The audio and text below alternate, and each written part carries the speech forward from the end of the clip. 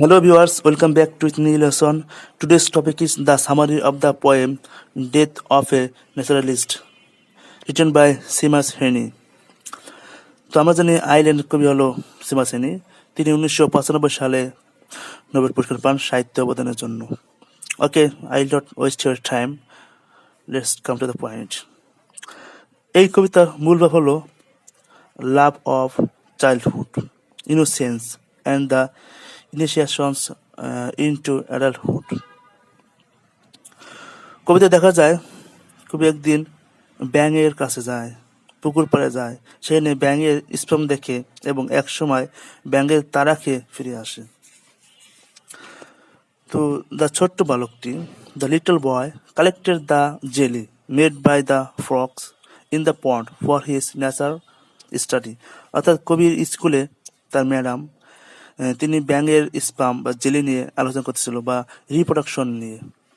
তো এই জন্য তিনি পুকুর পাড়ে যান সেগুলো সংগ্রহ করতে।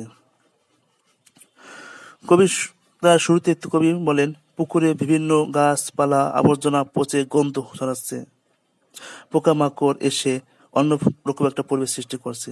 আর এই পুকুরের পাশে ছোট্ট কবি এসেছে ব্যাঙের স্পাম নিতে, কারণ এটা নিয়ে তার অনেক কৌতূহল এবং এটা নিয়ে কবি স্টাডি করবে।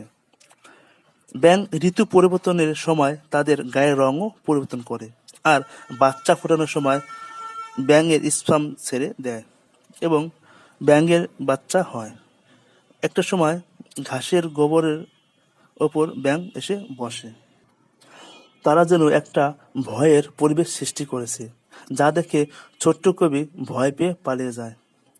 সে ভাবে ব্যাঙের স্পাম চুরি করার জন্য ব্যাঙগুলো তাকে তাড়া করতেছে বা তার উপর প্রতিশোধ নেওয়ার জন্য এসেছে।